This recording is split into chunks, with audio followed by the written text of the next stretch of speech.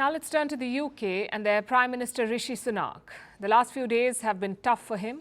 Britain held local body elections on May 2nd. These were elections for mayors and district or city councils. They don't directly affect the central government, but they were the last polls before the general election, and so the last chance to gauge public opinion. Now the public opinion is in, and it does not look good for Rishi Sunak. His Conservative Party, also known as the Tories, were hammered. They lost control of 10 local councils. Almost 400 Tory councillors lost their seats. Only one mayor out of the 11 in the UK is from the Conservative Party. The other 10 are all from the main opposition, which is the Labour Party. And this includes the Mayor of London, Sadiq Khan. Sadiq Khan won a historic third term as London's mayor.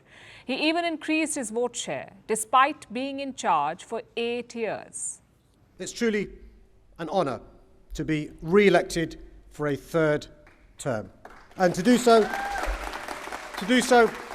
with record levels of support from Londoners, with an increased margin of victory. Sadiq Khan did not win just because of his popularity. The result was also a message, a rejection of the Tories, and this was the case all over the UK, which is why the Labour Party now wants elections immediately. I think the message here is very, very clear. And I think across the East Midlands, there's been a sending of that message to the government, which is we're fed up with your division, with your chaos, with your failure. 14 years. And I'm sorry, I don't care which political party you support. If you leave your country in a worse state than when you found it 14 years later, you do not deserve to be in government for a moment longer. That was Keir Starmer, the leader of the Labour Party. He was celebrating all weekend, and he feels he's moments away from becoming Britain's next Prime Minister. So it's no wonder that he doesn't want to wait. The UK is supposed to have general elections in the next few months, by next January at the latest. The exact date has not been fixed. That is up to the current Prime Minister. So Rishi Sunak will decide the date. And after the drubbing his party just received, it is no wonder that he's keen to delay the election. Yes, it seems Sunak was thinking about summer elections, the British summer, so by August. But now he's reportedly delaying the polls to autumn in the UK, which will be after September. He's buying time in the hopes of winning over some voters. I'm focused completely on the job at hand. That's delivering for people across the country. If you just look at what we're doing in the last week or so alone, a £900 tax cut hitting people's payslips, the first failed asylum seeker off to Rwanda. Sunak wants to appeal to traditional Tory voters with tax cuts and his flagship anti-immigrant policy. That's the Rwanda deportation plan.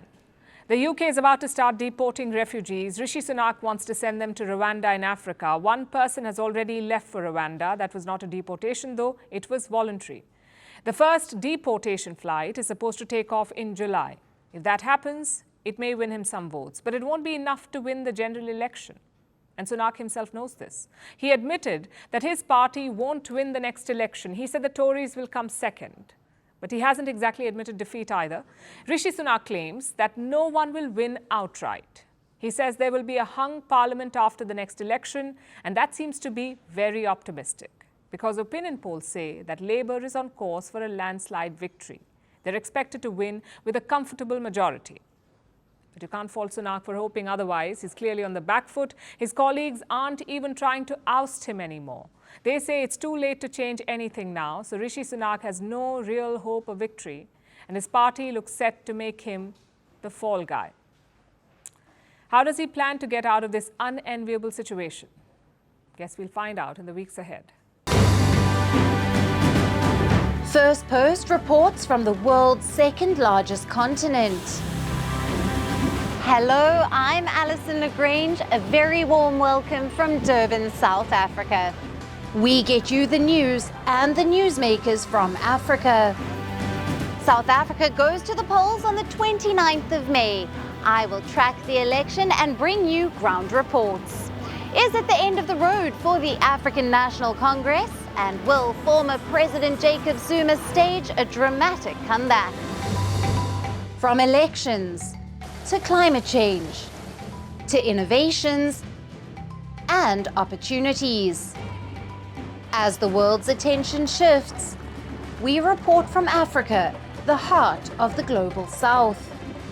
Join me every weekday live on Firstpost.